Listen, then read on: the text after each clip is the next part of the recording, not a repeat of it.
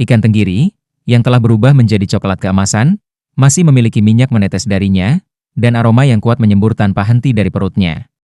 Ketika pria itu menggigit ikan panggang, terdengar bunyi berderak ringan dari itu.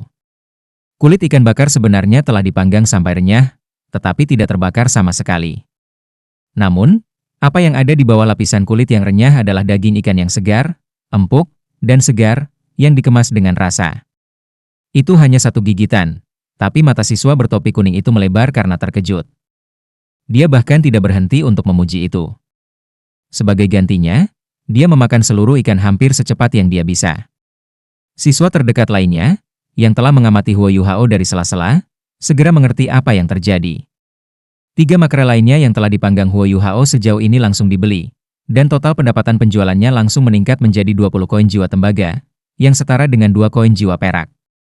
Keempat ikan bakar ini menyebabkan Huo Yuhao mendapatkan reputasi luar biasa dalam waktu yang sangat singkat. Ini adalah pintu masuk akademi, jadi jumlah orang yang melewatinya sangat hebat. Gerai kecilnya dengan cepat dikelilingi oleh kerumunan yang hampir tidak bisa ditembus. Terlalu lezat, itu benar-benar terlalu enak. Pelajar berbaju kuning yang membeli ikan bakar pertama berhasil masuk kembali, meskipun dengan banyak kesulitan. Kakak junior, beri aku 3 ikan bakar lagi. Aku akan makan malam di sini malam ini. Seorang siswa berpakaian ungu yang 1 tahun lebih tua darinya dengan dingin menjawab, pergi ke belakang barisan. Huo Yuhao tidak berpikir bahwa ikan panggangnya akan laris manis. Dia berbicara dengan nada meminta maaf kepada siswa di sekitar oven, teman sekelas dan manula, ini hari pertamaku melakukan bisnis, jadi aku hanya bisa menjual 18 ikan bakar. Aku menjual 4 ikan sebelumnya, tetapi aku masih memiliki 14 yang tersisa. Mengikuti prinsip first come, first serve, mereka yang tidak antri harus kembali besok. Ketika berbicara, dia menyimpan uang yang sejauh ini dia miliki ke jembatan 24 bulan. Setelah menjual 18 ikan, dia menghasilkan 9 koin jiwa perak. Jika dia mengurangi biaya produksi, apa yang tersisa cukup baginya untuk makan dan menghemat. Huo Yuhao tidak serakah. Dia mengerti bahwa yang paling penting baginya saat ini adalah berkultivasi. Memiliki cukup uang untuk bertahan hidup sudah cukup baik. Tusuk sate ikan bakar keluar dari panggangan satu demi satu saat Huo Yuhao terus memanggang ikan dengan sangat serius. Dia tidak mengurangi kualitas mereka karena jumlah orang. Setiap orang yang memilih untuk membeli salah satu ikan panggangnya sangat puas, dengan beberapa orang bahkan memilih untuk memesan ikan untuk besok di muka. Setelah beberapa pertimbangan, Huo Yuhao masih memutuskan untuk tetap dengan model antrian. Bagaimanapun, rasa makanan panas adalah yang terbesar ketika baru saja selesai memasak. Jika seseorang memakannya lebih lambat, rasanya akan berkurang. Pada saat ini, beberapa siswa perempuan mengenakan seragam sekolah ungu berjalan keluar dari gerbang ke Akademi Shrek. Penampilannya segera menarik tatapan yang tak terhitung jumlahnya. Dia hanya terlihat berusia sekitar 14 atau 15 tahun, dan sosoknya ramping dan proporsional. Rambut keemasannya tersampir di belakang bahunya seperti air terjun, dan kulitnya seputih salju. Matanya mirip dengan air jernih, dan ketika dia melihat sekeliling, dia memiliki temperamen yang elegan. Wajahnya menyerupai batu giok, lingkaran bulan sabit, serta salju di sekitar pohon berbunga. Dia memiliki kecantikan yang lembut, suara yang menawan, penampilan yang menyenangkan, dan kecantikan yang luar biasa yang tidak dapat ditemukan di tempat lain. Kecantikannya, yang seolah-olah dapat menyebabkan kejatuhan suatu negara, tanpa memudarkan warna-warna dari segala hal di sekitarnya. Sister Nan, ada yang berbau tidak enak. Bau apa itu? Seorang siswa di samping wanita muda yang sangat cantik itu bertanya dengan rasa ingin tahu. Penampilannya juga luar biasa, tapi sayangnya, bagaimana kunang-kunang di sebelah bulan bisa memancarkan sinar? Wanita muda yang sangat cantik itu jelas juga mencium aroma. Semua gadis tidak bisa membantu tetapi melemparkan pandangan mereka ke arah gerai Huo Yuhao. Mungkin keindahan wanita muda itu terlalu mengesankan, tetapi para siswa yang semula mengantre di depan gerai Huo Yuhao sebenarnya membuka jalan baginya. Dia, dan murid-murid perempuan lain yang bersamanya, berjalan menuju oven. Hanya saja, ketika wanita muda yang sangat cantik melihat semua orang mengambil inisiatif untuk membuka jalan baginya, dia sama sekali tidak sombong. Sebaliknya, dia membawa senyum yang sangat hangat dan menganggukkan kepalanya ke arah mereka sebagai ucapan terima kasih. Semua siswa yang melihat senyumnya memerah dengan penuh semangat. Ketika Huo Yuhao melihat wanita muda yang sangat cantik itu, dia menangis. Sebelumnya, Gadis paling cantik yang pernah dilihatnya adalah Tangya, tetapi tidak hanya siswa perempuan berpakaian ungu di depannya tidak kalah dengan Tangya, dia bahkan memiliki temperamen lembut dan hangat.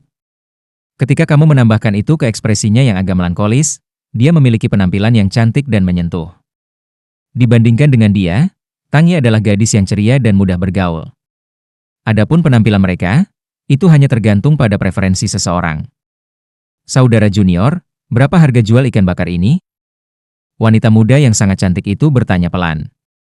Pada saat ini, Huo Yuhao baru saja menjual 18 ikan bakar terakhir yang dimilikinya. 2 ikan terakhir yang tersisa di atas panggangan adalah untuk Tangya. Kakak senior, masing-masing 5 koin jiwa tembaga. Wanita muda yang sangat cantik itu mengerutkan alisnya, lalu berkata, ini agak mahal. Jika kami mempertimbangkan berapa biaya untuk bahan-bahannya, ditambah pekerjaan yang telah kamu lakukan, 3 koin jiwa tembaga, paling banyak, harus baik-baik saja. Kamu masih akan mendapat untung. Huo Yuhao tertegun. Dia tidak berpikir bahwa seorang wanita muda secantik dia akan benar-benar tawar-menawar dengannya. Tidak ada pelanggan sebelumnya yang melakukan ini. Maaf, tapi ikan panggang aku dijual dengan harga tetap.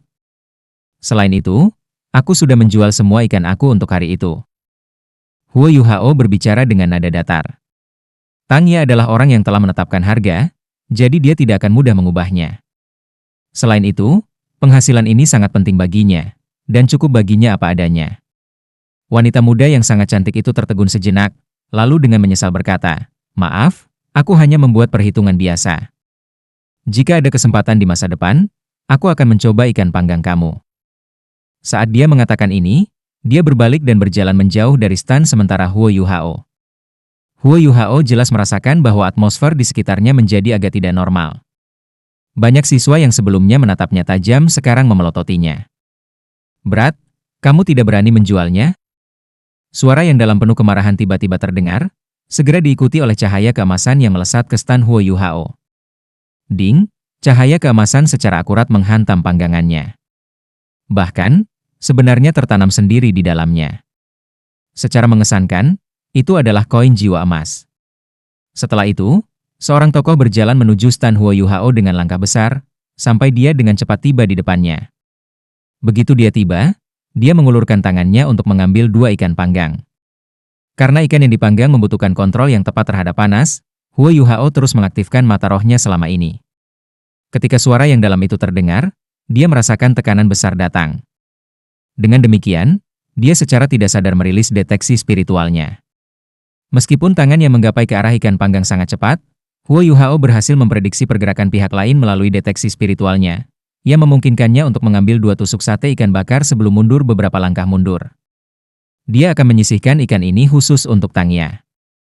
Bagaimana dia bisa membiarkan orang lain mengambilnya?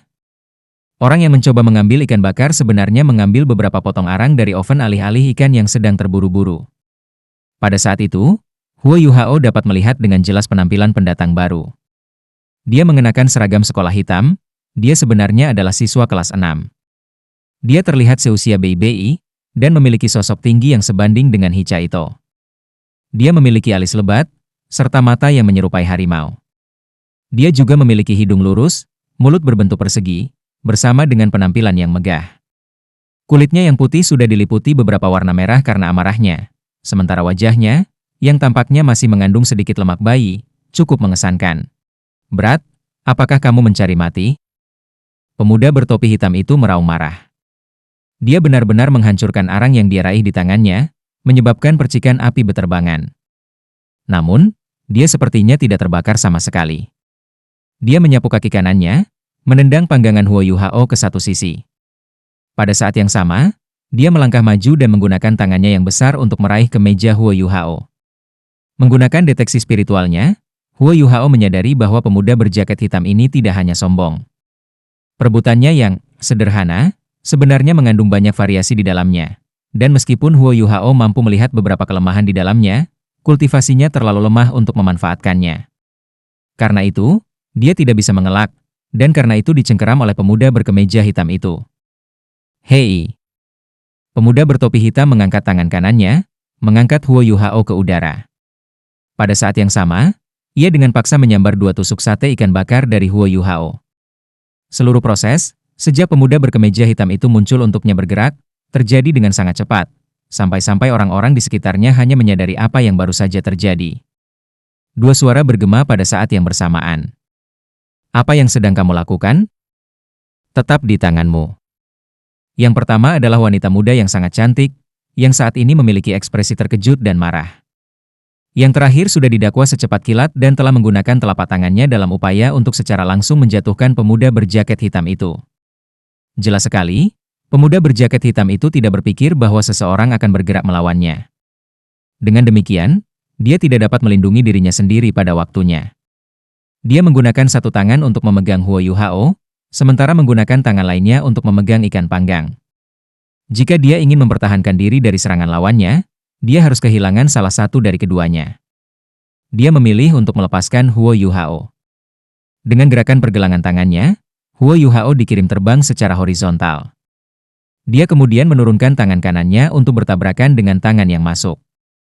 Pak, kedua orang itu secara bersamaan gemetar, lalu keduanya mundur selangkah. Dalam bentrokan ini, tak satu pun dari mereka yang berhasil menang. Pendatang baru itu bukan orang yang acak, itu kakak senior tertua Huo Yuhao, Bei. Huo Yuhao, yang terlempar ke udara, berputar di udara 2 kali. Namun, sosok yang menarik muncul di bawahnya dan menggunakan tangannya untuk menangkap dan menurunkannya dengan mantap ke tanah. Orang yang membantu Huo Yuhao secara alami adalah Tang Ya. Pada saat ini, wajahnya yang awalnya kecil dan menawan dipenuhi amarah. Susanshi, kamu berani menggertak salah satu anak buahku? Aku akan mengalahkanmu. Saat dia mengatakan itu, Tang Ya mengangkat tangannya, menyebabkan cahaya keemasan terbang langsung menuju Susanshi. Pemuda bertopi hitam itu melambaikan tangan kanannya, menyebabkan cahaya hitam yang tajam berkedip ketika ia berusaha menyapu cahaya keemasan. Namun, sebuah pemandangan yang menakjubkan terjadi. Cahaya keemasan tiba-tiba bersinar, tiba-tiba menggali jalan melalui kekuatan jiwa hitam yang kuat, sebelum mengubur dirinya sendiri dan menghilang di dalam pemuda berjubah hitam. Tubuh pemuda bertopi hitam itu bergetar hebat, dan tatapannya tiba-tiba membeku. Setelah itu, matanya yang seperti harimau berkobar karena marah, dan 3 cincin jiwanya langsung bangkit dari kakinya. Ada 2 cincin kuning dan 1 cincin ungu. Kulitnya yang semula pucat segera menjadi gelap ketika otot-ototnya mengembang, dan seluruh tubuhnya tampak membengkak. Hal yang paling aneh adalah bahwa perisai kulit penyu, yang berdiameter sekitar 1 meter, telah muncul di tangan kanannya. Huo Yuhao mengaktifkan deteksi spiritualnya, memungkinkannya untuk merasakan bahwa jiwa bela diri yang dilepaskan oleh pemuda berseragam hitam memiliki tingkat keagungan yang tidak lebih lemah daripada Blue Lightning Tiran Dragon yang dimiliki Bei. Tang Ya, jangan berpikir bahwa aku tidak bisa melakukan apapun padamu hanya karena kamu memiliki Bei yang melindungimu. Saat pemuda berseragam hitam itu meraung rendah, matanya menyala karena marah. Tang Ya tertawa dingin. Datang. Apakah kamu berpikir bahwa aku akan takut terhadap sampah seperti kamu? Bei dengan acuh tak acuh berkata, Susanshi, kamu telah menindas saudara junior aku. Kamu harus memberi aku penjelasan untuk masalah hari ini. Jika tidak, kita akan pergi ke Soul Dueling Arena dan menyelesaikannya dengan pertarungan resmi. Susanshi sedikit gemetar ketika dia menunjuk ke arah Huo Yuhao dan bertanya, dia adalah saudara laki-laki juniormu? Bei tanpa ekspresi menganggukkan kepalanya. Susanshi dengan dingin berkata, jadi apa? Dia tidak memberi Jiang Nanan wajah apapun, juga tidak memberi aku wajah apapun. Itu hanya 2 tusuk sate ikan bakar, dan aku sudah membayarnya. Tang Ya dengan marah berkata, itu adalah ikan yang telah diselamatkan Huo Yuhao untuk aku. Bei, mengapa kamu masih mendengarkan omong kosongnya? Pukul dia. Pukul dia sampai dia tidak bisa bergerak lagi. Aku akan memberimu ciuman nanti. Wajah Bei, yang awalnya dikendalikannya dengan hati-hati, akhirnya berkedut ketika mendengar kata-kata nakal Tang Ya, yang sepertinya ingin melihat dunia terbakar sekarang. Susanshi mengerutkan bibirnya dan berkata kepada Bei, Tang Ya masih mengamuk, begitu. Aku belum pernah membandingkan catatan dengan kamu dalam waktu yang lama. Kenapa kita tidak segera pergi ke Soul Dueling Arena? Ayo pergi. Ketika dia berbicara, dia berbalik dan berjalan pergi tanpa berhenti sama sekali. Dengan beberapa langkah, dia tiba di depan wanita yang sangat cantik bernama Jiang Nanang. Ekspresinya yang sebelumnya marah benar-benar berubah lembut begitu dia tiba, dan dia memberikan 2 tusuk sate ikan bakar padanya. Dia kemudian berbicara dengan suara lembut. Nanan, kamu bisa makan dulu. Aku akan kembali lagi nanti. Namun, Jiang Nanan sama sekali tidak berterima kasih. Dia selalu sangat baik terhadap semua orang, tetapi dia sedingin es terhadap Susanshi. Dia melanjutkan untuk berbicara dengan suara dingin. Susanshi, aku sudah katakan sebelumnya. Tidak ada kemungkinan terjadi sesuatu di antara kami. Tolong berhenti mengganggu aku di masa depan. Setelah selesai mengatakan ini, dia berbalik dan berjalan pergi. Semburan rasa malu muncul di wajah Susanshi. Dia tiba-tiba meluruskan tubuhnya dan menatap dengan marah ke arah kerumunan, yang pada gilirannya menonton pertunjukan itu. Apa yang kamu lihat? Pergi. BBI, ayo pergi. Setelah mengatakan ini, dia berjalan menuju akademi. Ikan bakar di tangannya dilemparkan ke arah Huo Yuhao. Tangya berdiri di depan Huo Yuhao dan mengangkat tangannya untuk menangkap ikan. Gerakannya sangat halus dan lembut, namun sepertinya dia menangkap ikan dengan cara yang sangat alami. Dia terus terang menggigitnya, sementara dia menggunakan tangannya untuk menarik Huo Yuhao bersamanya saat dia makan. Mari kita menonton sesuatu yang menyenangkan. Arena duel jiwa adalah lokasi yang sangat penting dalam Akademi Shrek. Itu terletak di sudut barat laut Martial Soul Institution, dan dekat dengan Shrek Academy. Sebenarnya, itu tidak jauh dari daerah pengujian alat jiwa yang telah dikunjungi Huo Yuhao sebelumnya. Ini adalah tempat yang sering dikunjungi banyak siswa dari semua tahun. Kamu dapat melakukan berbagai jenis kompetisi di dalam gedung ini, dengan guru khusus untuk bertindak sebagai wasit.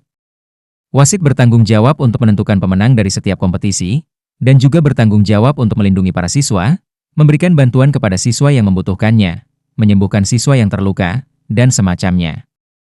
Secara alami, semua ini perlu dibayar. Saat melakukan duel di arena duel jiwa, masing-masing pihak harus membayar minimal 10 koin jiwa emas untuk biaya arena. Namun, banyak siswa yang tidak pernah bosan dengan kompetisi ini, karena kenyataan bahwa tidak ada batasan saat berlaga di sini.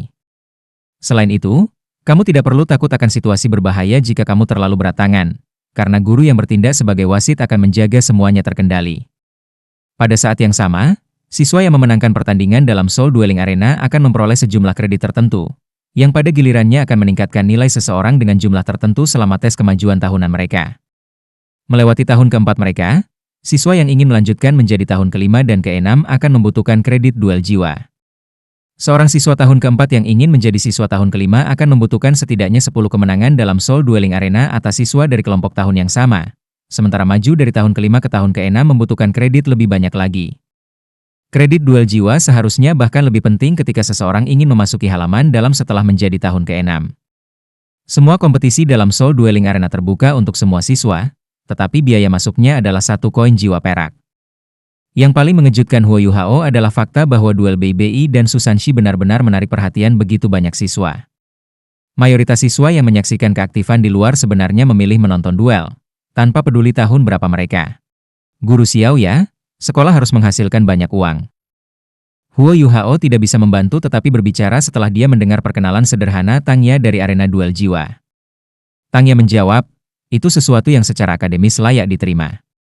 Karena akademi sama besarnya dengan itu, biayanya secara alami sama besar. Jika mereka tidak memikirkan cara untuk menghasilkan uang, bagaimana mereka bisa mempertahankan akademi? Namun, pajak tingkat akademi di kota Shrek juga tidak sedikit. Bagaimanapun, akademi kami adalah akademi nomor 1 benua dalam hal kemakmuran. Benar, Yuhao kecil, standar ikan bakar kamu semakin membaik. Entah itu, atau bahan-bahan yang aku dapat membuat kamu lebih baik, karena rasanya sangat enak. Tangya menghabiskan 2 tusuk sate ikan panggangnya jauh sebelum mereka mencapai arena duel jiwa. Huo Yuhao sudah lapar, jadi dia pergi ke depan dan membeli makan malam ketika mereka berjalan di kantin. Ketika dia dan Tangya tiba di Soul Dueling Arena, ada banyak orang membanjiri. Ketika berita tentang duel Susanshi dan BBI mulai menyebar seperti api, semakin banyak siswa mengalir menuju arena duel jiwa. Tangya membayar 2 koin jiwa perak dan membawa Huo Yuhao ke arena duel jiwa. Arena duel jiwa adalah heksagonal, dan kira-kira sebesar Shrek Plaza.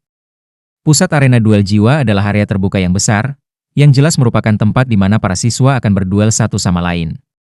Selain itu, dikelilingi oleh sekitar 3.000 kursi yang semakin naik ke atas.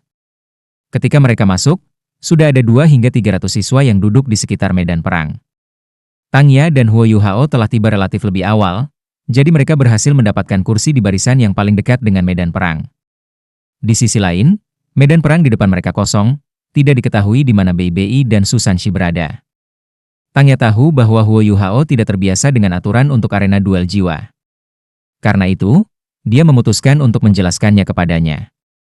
Arena duel jiwa terbuka setiap hari, dari pemecatan hingga tengah malam. Siswa yang ingin melakukan duel harus terlebih dahulu membayar biaya dan mendaftar. Jika kedua belah pihak adalah siswa yang cukup terkenal di akademi akan menggunakan alat jiwa yang disebut megafon untuk menyiarkan acara untuk menarik lebih banyak penonton. Akademi kemudian akan menyimpan setengah dari biaya tiket, sedangkan pemenang akan menyimpan setengah lainnya. Kakak laki-laki tertua kamu sudah menghasilkan cukup banyak uang dari duel. Selanjutnya, Su Sanxi itu adalah siswa tahun kelima, sedangkan dia baru menjadi tahun keempat. Karena mereka dipisahkan oleh 1 tahun penuh, itu dianggap sebagai tantangan yang melewati tahun berapa mereka berada. Dengan demikian, bahwa Su Sanxi harus memberi Bei Bei tambahan 10 koin jiwa emas jika dia kalah. Kakak laki-laki tertua kamu dan bahwa Su Sanxi adalah murid yang sangat terkenal di halaman luar. Mereka berdua diakui sebagai orang jenius. Aku menduga bahwa jumlah orang yang akan menonton akan melebihi 500. Huo Yuhao bertanya, lalu siapa itu Jiang Nanan? Tangya mengangkat tangannya dan memukul kepala Huo Yuhao. Kamu sudah belajar hal-hal buruk di usia yang begitu muda? Kamu sudah melihat gadis-gadis cantik? HMPH. Huo Yuhao merasakan kepalanya berdenyut, dan tidak berani bertanya lagi. Sebagai gantinya, dia memilih untuk mengambil kotak makan siangnya dan mulai makan malam. Ketika dia melihat penampilan naifnya, Tangya tidak bisa menahan tawa. Baik, aku akan memberitahumu. Jiang Nanan dikenal sebagai kecantikan nomor 1 di halaman luar. Dia berasal dari keluarga biasa, dan memperlakukan semua orang dengan ramah. Dia memiliki penggemar yang tak terhitung jumlahnya di dalam akademi. Apakah kamu pikir dia lebih cantik dari aku? Huo Yuhao buru-buru menggelengkan kepalanya beberapa kali. Tangya agak senang ketika dia berkata, itu benar. Aku tidak berpikir bahwa dia lebih kuat dari aku di daerah lain. HMPH. Pria itu, Su Sanxi, memiliki jiwa bela diri bermutasi yang sangat kuat yang dikenal sebagai Mysterious Underworld Turtle. Ini adalah jiwa bela diri 2 atribut yang memiliki elemen air dan bumi, dan memiliki pertahanan yang sangat kuat. Itu disebut benteng yang tidak bisa ditembus oleh beberapa orang. Kultivasinya sekitar tingkat yang sama dengan Bei Bei, dan mereka berdua memiliki jiwa bela diri kelas 1. Jangan khawatir, aku sudah melampiaskan amarah untukmu. Aku melemparkan jarum jenggot naga kepadanya, yang seharusnya tak tertahankan baginya. Jika dia ingin mengejar Jiang Nanan, biarlah, tapi itu tidak akan terjadi jika dia menyakiti orang-orangku dalam proses. Berbicara tentang aneh, aku mulai berpikir bahwa Jiang Nanan memiliki masalah dengan orientasi gendernya. Ada banyak siswa pria yang luar biasa mengejar dia, tapi dia tidak pernah menyukai mereka. Ketika dia menolak orang lain, dia melakukannya dengan nada lembut. Namun, ketika dia menolak Su Sanxi, itu dengan sikap dingin yang jarang terlihat.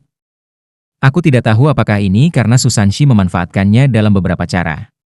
Di sisi lain, orang-orang yang datang untuk menonton Bei Bei dan Su Sanxi benar-benar tidak bersalah. Mereka hanya tahu bahwa Bei Bei dan Su Sanxi masing-masing diketahui memiliki jiwa bela diri tipe serangan terkuat di halaman luar dan jiwa bela diri tipe pertahanan terkuat di halaman luar. Namun, mereka tidak tahu bahwa keduanya saling kenal.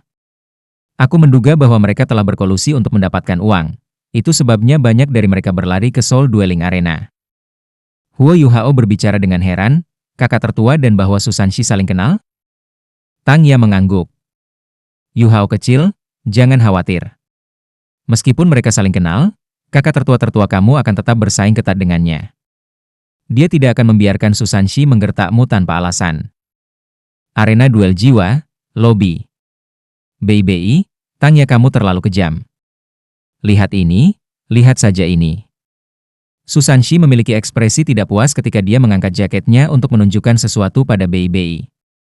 Tonjolan seukuran kepalan tangan bayi sudah membengkak di sisi kanan pinggangnya. Hanya saja, ia terus melepaskan jiwa bela dirinya, menyebabkan kulit di sekitar tonjolan itu tampak sekeras logam. Bei Bei mendengus dan menjawab, ini benar. Siapa yang memintamu menggertak saudara junior kita? Kurang omong kosong, beri aku pil air misterius dan aku akan menghapus Dragon Bear Needle untukmu. Jika tidak, maka kamu bisa menunggu sampai ia menggali sepotong daging kamu. Jarum jenggot naga ini ditinggalkan oleh leluhur generasi pertama dari sekte Tang, dan hanya diturunkan kepada para sekte penguasa berturut-turut.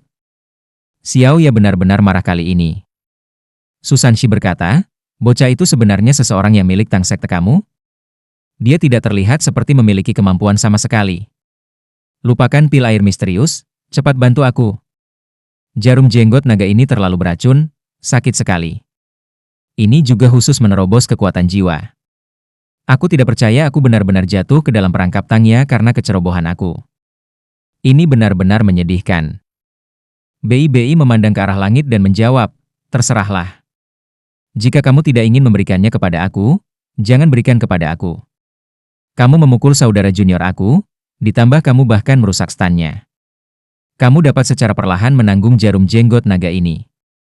Lagi pula duel akan segera dimulai. Aku tidak percaya bahwa kamu akan dapat bersaing melawan aku dengan Dragon Bear Needle di dalam diri kamu. Susanshi mendengus marah. Baik, BI, tunggu saja. Kamu hanya menonton bagaimana aku merawat kamu di Soul Dueling Arena nanti. Aku tidak akan bersikap lunak terhadap kamu sama sekali. BI tersenyum dan berkata, apakah aku ingin kamu bersikap lunak terhadap aku? Saat dia berbicara, dia mengulurkan tangan kanannya ke arah Susanshi dan membuat gerakan. Susanshi dengan enggan mengeluarkan botol halus yang terbuat dari batu giok putih dan melemparkannya ke arah BI. BI menangkapnya dan berkata, terima kasih banyak. Sekarang, tarik jiwa bela diri kamu, aku akan membantu kamu menghilangkan Dragon Bear Needle. Baru pada saat itulah Susanshi perlahan menarik jiwanya. Tanpa efek terbatas dari jiwa bela dirinya, gelombang rasa sakit yang tak tertahankan segera menyebar dari jarum jenggot naga ke tubuhnya. Bahkan dengan tingkat kultivasi dan kemauan kerasnya, Susanshi sebenarnya tidak bisa menghentikan tubuhnya dari gemetar. BI menggunakan tangan kanannya untuk secara cepat mengetuk beberapa titik di sekitar luka Susanshi. Setelah itu, ia secara bersamaan menggerakkan kedua tangannya, menyebabkan gelombang kekuatan jiwa lembut tanpa henti mengalir ke otot-otot Susanshi yang sesak. Setelah beberapa saat bekerja, helai emas seperti rambut perlahan keluar dari otot pinggang Susanshi. BI menariknya dengan lembut, menyebabkan untaian emas keluar dari tubuh Susanshi, sebelum dengan cepat menyusut menjadi kacang seukuran biji emas. Dengan membalik pergelangan tangannya, BI dengan cepat menyimpannya. Susanshi menghela nafas panjang, seolah-olah beban besar telah diangkat dari pundaknya. Namun, dia masih memiliki ekspresi marah. BI, kamu memanfaatkanku. Kamu tahu betapa berharganya pil air misterius ini. Bagaimana dengan ini? Mari bertaruh. Jika aku memenangkan pertandingan kami nanti, kamu akan mengembalikan pil air misterius itu kepada aku. BI hanya tersenyum. Bagaimana jika kamu kalah? Susanshi mendengus dan berkata, aku akan memberimu 1000 koin jiwa emas. BI menggelengkan kepalanya sebelum berkata, itu tidak akan berhasil. Aku tahu bahwa pil air misterius tidak hanya bernilai 1000 koin jiwa. Aku tidak akan bertaruh tidak adil denganmu. Susanshi menjawab dengan marah, aku hanya punya uang sebanyak itu. Jika kamu tidak setuju, aku akan menjadi sangat marah. BI menghela nafas pelan dan berkata, apakah aku terlihat kekurangan uang? Baik, aku akan memberimu kesempatan. Aku tahu kamu masih memiliki lebih banyak pil air misterius. Ambil satu lagi dan gunakan itu sebagai taruhan. Jejak kecurigaan muncul di mata Susanshi. Kenapa aku merasa seperti jatuh ke dalam perangkapmu? Sepertinya kamu yakin bisa mengalahkanku. BI masih menyimpan senyum hangat di wajahnya. Kamu adalah orang yang ingin bertaruh, bukan aku. Kamu masih bisa memilih untuk tidak bertaruh. Juga, jangan mengeluh dan mengeluh ketika kamu kalah denganku nanti. Susanshi mendengus dan berkata, aku kalah? Meskipun aku tidak dapat menjamin bahwa aku bisa mengalahkan kamu, tidak akan mudah bagi kamu untuk mengalahkan aku juga. Jika kita mengikat, bagaimana taruhan kita bekerja? Namun, BI tidak tertipu olehnya. Lalu kita masing-masing akan menyimpan apa yang sudah kita miliki. Cepatlah, berhentilah bertingkah seperti banci. Susanshi menggertakkan giginya dan berkata, baiklah, aku akan bertaruh denganmu. Kamu keparat. Kamu mungkin tidak lebih kuat dari aku, tetapi kamu sangat licik. Kurasa aku sudah ditipu olehmu lagi. Jika yang terburuk menjadi yang terburuk, aku akan menghisap ayahku begitu aku kembali. BI masih memiliki senyum di wajahnya. Meskipun Susanshi mencoba yang terbaik untuk mencari perubahan dalam ekspresinya, dia tidak bisa melihat apa-apa. Kamu tidak benar-benar bodoh, tetapi kamu akan segera menjadi bodoh terhadap masalah apapun yang melibatkan Jiang Nanan. Aku benar-benar tidak tahu apakah kalian berdua adalah semacam musuh dalam kehidupan kamu sebelumnya. Meskipun Jiang Nanan cantik, ada banyak siswa perempuan yang sangat baik di Akademi Shrek. Mengapa kamu bersikeras untuk memberikan cinta tanpa pamrih kamu ke bunga? Dengan sedih Susanshi berkata, jangan menjadi ahli kursi. Jika kamu sangat menentangnya, mengapa kamu tidak memberikan tangnya kepada aku? Bei berdiri dan menukas, sebaiknya kamu segera menyesuaikan kondisi tubuh kamu sehingga kamu tidak akan merasa tidak yakin ketika kamu kehilangan nanti. Aku akan pergi dulu. Dia sudah mulai berjalan keluar saat berbicara. Prediksi tangnya tepat. Jumlah siswa yang telah berkumpul di area duel jiwa secara bertahap meningkat, dan saat ini melebihi 400. Sama sekali tidak masalah untuk mengumpulkan 500 siswa pada saat duel dimulai. Huo Yuhao. Sebuah suara yang marah karena kemarahan menyebabkan Huo Yuhao terkejut. Ketika dia berbalik untuk melihat siapa itu, dia melihat Wang Dong berpakaian rapi berjalan agresif ke arahnya. Mengapa kamu datang? Huo Yuhao bertanya dengan nada agak bersalah. Ketika dia melihat Wang Dong, dia langsung mengingat adegan putih itu. Wajah Wang Dong bernuansa merah dan putih. Dia duduk di sebelah Huo Yuhao dan berbicara dengan suara rendah. Katakan, apa yang kamu lihat? Huo Yuhao tertegun sejenak. Lalu dia menjawab, aku tidak melihat apa-apa. Wang Dong mendengus marah. Jika kamu tidak mengetuk waktu berikutnya, aku akan membunuhmu. Huo Yuhao tahu bahwa dia yang salah, tetapi dia masih bergumam pada dirinya sendiri. Kita semua laki-laki, tidak seperti kamu akan menderita kerugian jika aku melihat sesuatu. Apa yang baru saja kamu katakan? Wang Dong menjadi marah dan mengangkat tangannya untuk meraih Huo Yuhao. Sebuah telapak ramping membentang dan menampar tangan Wang Dong. Setelah itu, suara tangnya terdengar, Yuhao kecil, kamu belum memperkenalkannya kepada aku. Baru saat itulah Wang Dong memperhatikan keberadaan Tangya. Ketika dia melihat wajah Tangya yang sangat cantik, dia sedikit terkejut. Namun, dia dengan cepat mendapatkan kembali ketenangannya dan mendengus, sebelum memilih untuk mengabaikan Huo Yuhao. Pada awalnya, setelah Huo Yuhao lari, Wang Dong dengan cepat mengenakan pakaiannya. Namun, dia tidak dapat menemukan jejak keberadaan Huo Yuhao. Dia ingin bermeditasi, tetapi tidak mampu menenangkan dirinya sama sekali. Pada saat yang tepat, dia mendengar pengumuman yang disiarkan ke asrama. Karena itu, ia memutuskan untuk keluar dan menghilangkan kebosanannya. Namun, dia tidak berpikir bahwa dia akan bertemu Huo Yuhao dan Tangya di sini. Huo Yuhao dengan cepat berkata, Guru Xiaoya, ini teman sekamar aku Wang Dong. Wang Dong, ini Tangya, salah satu teman sekelas senior kami. Dia hanya bisa memberikan pengantar sederhana seperti ini. Wang Dong mengangguk ke arah Tangya, yang tersenyum dan berkata, sungguh anak muda yang cantik. Aku suka dia. Yuhao kecil, bagaimana kalau kamu membujuknya untuk bergabung dengan Tangsek kami? Ketika Wang Dong mendengar dua kata, Tangsek, tubuhnya sedikit gemetar. Terkejut, dia berkata, kalian berdua dari Tang Sekte? Tangya menganggukkan kepalanya beberapa kali dan berkata, ya, hanya ada 3 dari kita yang tersisa di Sekte Tang. Aku Master Sekte saat ini dari Sekte Tang. Bagaimana dengan itu? Apakah kamu heran? Ayo, Sekte Tang menyambut kamu. Meskipun Tangya biasanya orang yang sangat riang, dan meskipun dia hanya mengatakan ini dengan santai tanpa memikirkan masalahnya, siapapun yang berpikir dia bodoh akan akhirnya menderita kerugian besar di tangannya. Dia sudah melihat betapa tidak biasa Wang Dong. Esensinya tersembunyi, dan kekuatan jiwanya telah dipadatkan. Hanya dengan pandangan sekilas, kamu bisa tahu bahwa kultivasinya jauh melampaui Huo Yuhao. Namun, Tangya terkejut ketika Wang Dong benar-benar mengangguk pada usulannya setelah beberapa saat kosong. Dia dengan cepat berkata, tentu. Aku sudah mendengar tentang keajaiban senjata tersembunyi Sekte Tang. Sekte Master Tang, aku ingin bergabung dengan Sekte Tang. Tolong terima aku. Kamu benar-benar ingin bergabung dengan Sekte Tang? Tapi Tang Sekte kita hanya memiliki 3 orang yang tersisa. Tangya sangat terkejut. Dia menatap Wang Dong dengan tatapan bingung. Wang Dong mengangguk dengan serius dan berkata, Aku ingin bergabung dengan Tang Sekte dan belajar cara menggunakan senjata tersembunyi. Ekspresi Tangya juga berubah serius saat dia berkata, aku harus memikirkan masalah ini lagi. Aku akan membiarkan Huo Yuhao memberikan jawaban aku nanti. Selama waktu singkat yang mereka bicarakan, Bei Bei berjalan ke arena dari lounge. Beberapa siswa yang duduk di dekat arena sudah mulai meneriakkan namanya saat dia muncul. Thunderbolt Bei Bei, Thunderbolt Bei Bei. Bei Bei tersenyum ke arah siswa yang menyaksikan dan melambai pada mereka, tetapi tatapannya mencari melalui platform menonton. Hanya ketika Tangya berdiri dan melambai padanya Bei Bei melihat di mana mereka berada.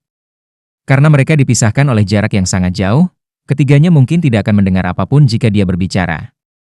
Jadi, dia hanya memberi isyarat beberapa kali pada Tangya. Keduanya sudah bersama selama beberapa waktu, jadi Tangya segera mengembalikan beberapa gerakan untuk menunjukkan bahwa dia mengerti apa yang dia maksud, sebelum duduk kembali.